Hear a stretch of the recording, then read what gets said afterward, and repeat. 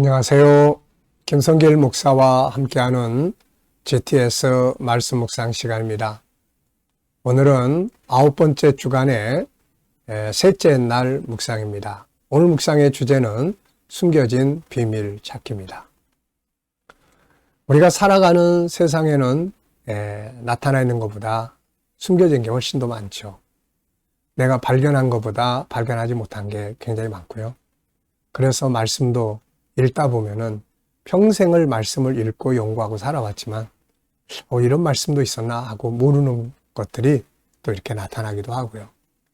알고 있는 말씀이지만은 그 깨달아지는 의미가 더 깊어지고 더 다르게 나타날 경우들도 굉장히 많습니다.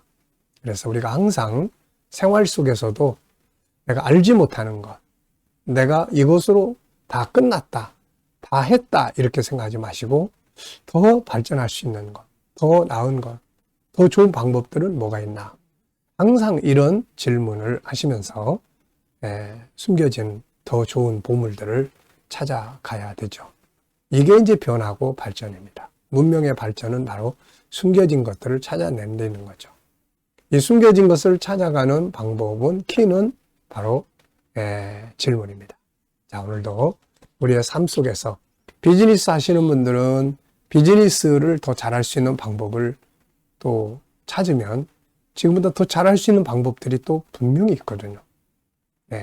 업무 잘하는 방법 찾으면 지금보다 더 잘할 수 있는 방법들이 또 숨겨져 있습니다. 좋은 질문 많이 하셔서 오늘도 뭔가 또 숨겨진 어떤 보물 하나를 찾아서 기쁘고 행복하게 살아보시기 바랍니다. 우리 GTS 묵상은 두 가지의 목적을 위해 만들어졌습니다. 이제는 귀가 닳도록 말씀드리고 있으니까 GTS 묵상 꾸준히 하시는 분들은 다 잘 알고 있으리라 생각을 합니다. 그래도 계속 알아야 이게 자동적으로 움직이게 되는 거예요. 자, 첫째는 매일매일의 역동성 있는 신앙생활. 두 번째는 삶의 현장의 변화와 발전. 우리 아이들은 재능 개발과 학습 능력을 키우기 위해서 특별히 제작이 된 겁니다. 이걸 위해서 5, 7, 2의 구조가 들어있어요. 이건 아주 보물입니다. 5는 그림을 보고 분석하는 5가지 내용인데요. 이것을 통해서 우리의 생각하는 능력을 키우고 아이들은 공부하는 두뇌를 만들어줍니다. 7가지 주제는 매일매일의 삶을 이끌어주는 그런 내용인데 주제인데요. 매일매일을 그냥 똑같이 반복해서 사는 것보다는 이 주제를 가지고 사용을 하면 훨씬 더 좋은 삶을 살아갈 수 있습니다. 그리고 이 7가지 주제를 한꺼번에 모아서 사용을 하면은 우리의 삶을 점검해 볼 수 있는 컨설팅의 도구가 되고요. 아이들에게는 독서나 학습 지도를 하는데 아주 좋은 방법이에요. 제가 매주 월요일 하려면은 우리 GTS 묵상을 하는 우리 아이들과 제 독서 나눔을 갖습니다. 요 7가지 주제로. 그 아이들이 아주 재밌게 잘하고 있죠. 자, 2는 제 질문 만들기와 또 주님과 소통하고 영감을 얻는 훈련이 되겠습니다. 자, 오늘 그림은 예수님께서 이제 드디어 승천하시는 장면인데요. 이 내용을 보시면서 제목 하나 정해 보시고 또 의미도 적어 보십시오. 자, 저는 제목을 승리의 귀환 이렇게 적었어요. 승리의 귀환. 참 얼마나 기분 좋으실까요? 이게. 예수님은 이 땅에 오신 십자가의 고통을 받는 사명을 마치시고 이제 승리자로 승천하시게 된 거죠. 참 이것이 우리가 따라가야 될 길입니다. 엘리야가 이세벨의 말 한마디에 절망감을 갖고 로뎀나무 아래 앉아서 죽기를 위해 기도를 할 때 하나님께서 그를 실패자로 끝나지 않게 하시려고 호렙산으로 불러다가 은혜 주시고 사명 잘 마치고 그리고 이렇게 불말 타고 승천하는 그런 장면을 우리가 기억합니다. 이 세상은 일터예요. 우리가 이 땅에 왔다는 것, 머문다는 것은 뭔가 우리가 할 일이 있다는 걸 얘기를 하죠. 우리도 할 일 힘들고 어려워도 잘 감당하고 이렇게 승리자로 하나님께로 돌아가는 그런 자들이 되어져야 하겠습니다. 자, 분석해 보겠습니다. 우선 눈에 보이는 장면은 승천하시는 예수님, 그리고 이걸 바라보는 제자들, 그리고 빛나는 하늘의 장면. 자, 보이지 않는 부분에는 우선 승천하시는 주님의 마음이 어떠실까? 그리고 제자들의 마음, 이때 제자들의 마음은 굉장히 혼란스러웠을 거예요. 아니 예수님 지금 다윗 왕국을 건설하셔야 되는데 지금 올라가시면 어떻게 합니까? 지금 어디로 가시는 거예요? 막 이렇게. 아니 우리 어떻게 해야 돼? 이거 막 이런 신기하면서도 혼란스러운 그런 장면이었을 거예요. 그리고 주님이 들어가시는 천국. 그 다음에 아마 주님을 호위하고 함께 받들고 가는 수많은 천사들이 있을 거예요. 그리고 이 장면의 결과. 자, 세 번째는 그림에서 가장 중요한 것은 무엇인가요? 네, 저는 승리의 귀환 이렇게 적어봤습니다. 승리의 귀환. 승리하고 가야죠. 할 일 제대로 못하고 그냥 먹고 마시고 살다가 끝나고 가는 것보다는 뭔가 사명을 위해서, 뭔가를 위해서 하나님의 뜻을 이루다가 그걸 완성하고 가는 것이 정말 의미 있는 삶이죠. 자, 눈 감고요. 그림 한번 떠올려보겠습니다. 연상법. 먼저 흰옷 입고 하늘로 올라가시는 예수님, 그리고 이걸 바라보는 제자들, 그리고 빛나는 하늘의 장면. 네. 자, 그리고 이 그림과 관계된 또 성경 한번 떠올려보시면 사도행전 1장. 네, 이 장면이 바로 사도행전 1장의 내용이에요. 그리고 요한복음 6장 38절 이하에 내가 세상에 온 것은 내 뜻을 이루리 함이 아니라 아버지의 뜻을 이루려 왔다. 주님은 지금 그것을 다 완성하시고 다시 귀환하시는 거죠. 그리고 요한계시록 19장 주님이 다시 오십니다. 그때는 심판주로 세상에 임하시게 되는 거죠. 자, 상상력 키우기입니다. 이 그림 가운데 두고요. 저는 맨 앞에는 창세기 3장 15절을 그려볼 것 같아요. 맨 처음에 메시아의 예언. 이제 주님 오셔서 십자가로 뱀의 머리를 깨뜨리시고 승천하시고, 다음 그림은 계시록 19장. 하늘의 수많은 군대와 함께 강림하시는 모습이죠.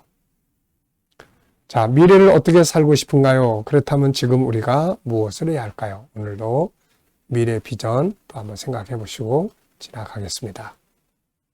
아이들과 묵상하시는 분들은 이 그림 속에 있는 수학 공식 꼭 하나 정도 찾아보도록 지도해 주시기 바랍니다. 도형, 각도, 수, 연산, 그리고 측정, 규칙, 자료와 그래프. 또 중학생들은 고등학생들이랑 거기에 맞는 수학 공식. 이 속에 다 수학 공식이 작용을 하고 있거든요. 자, 본문 말씀 읽어보겠습니다. 구조는 2, 1, 2예요. 11제자가, 마태복음 28장 16절 20절입니다. 11제자가 갈릴리에 가서 예수께서 지시하신 산에 이르러 예수를 배웠고 경비하나 아직도 의심하는 사람들이 있더라. 예수께서 나와 말씀하여 이르시되 하늘과 땅의 모든 권세를 내게 주셨으니 그러므로 너희는 가서 모든 민족을 제자로 삼아 아버지와 아들과 성령의 이름으로 세례를 베풀고 내가 너희에게 분부한 모든 것을 가르쳐 지키게 하라. 볼지어다 내가 세상 끝날까지 너희와 항상 함께 있으리라 하시니라. 아멘. 자, 구조는 2, 1, 2예요. 2는 제자들이 갈릴리에 가서 예수님 만났지만 의심하는 사람들이 있었다는 것. 그 다음에 1은 하늘과 땅의 모든 권세를 내게 주셨다는 것. 이 말씀은 예수님에게만 권세가 있다는 게 아니라 오늘 우리에게도 이 권세가 주어져 있으니까 이걸 사용하라는 뜻을 가지고 있죠. 그리고 뒤에 2는 마지막 지상 명령입니다. 자, 11제자가 갈릴리에 가서 예수께서 지시하신 산에 이르러 예수를 배웠고 경비하나 아직도 의심하는 사람들이 있더라. 예수께서 나와 말씀하여 이르시되 하늘과 땅의 모든 권세를 내게 주셨으니 그러므로 너희는 가서 모든 민족을 제자로 삼아 아버지와 아들과 성령의 이름으로 세례를 베풀고 내가 너에게 분부한 모든 것을 가르쳐 지키게 하라. 올지어다 내가 세상 끝날까지 너희와 항상 함께 있으리라 하시니라. 아멘. 감사한 것 적어보겠습니다. 자, 어제 하루 지내시면서 감사했던 것들 적어보시고요. 오늘 하루를 또 시작하면서 감사한 거 적어보십시오. 미래를 또 생각하시면서 감사하고 싶은 것들을 쭉 적어보시면 됩니다. 감사는 연구하는 거예요. 감사는 사명입니다. 그리고 감사는 찾아내는 거예요. 저절로 감사할 일이 있다, 이게 아닙니다. 아무리 힘들어도 그 속에 있는 감사의 씨앗을 찾아내는 것이 중요해요. 그러면 감사가 환경을 바꿔놓기 때문입니다. 자, 본문을 보면서 오늘 느끼는 것은 무엇인가요? 전 세 가지인데요. 첫째는 갈릴리에 가서 만났다 하는 말씀이에요. 갈릴리, 예루살렘이 아니고 갈릴리. 약속된 장소, 지시하신 산. 두 번째는 보고도 믿지 못하는 자들. 네, 참 우리는 보지 않고 믿는 자들 되는 거죠. 예수님께서도 야, 너는 나를 본 거로 믿느냐? 보지 않고 믿는 자들이 복이 있다. 이런 말씀을 하셨죠. 보지 않고 믿는 자들은 참 복이 있는 사람들입니다. 자, 그리고 마지막 명령과 약속이 있죠. 자, 두 번째입니다. 제자들이 주님을 만나고도 의심하는 이유는 무엇이었을까요? 우리가 앞부분에서도 이 이야기 많이 했죠.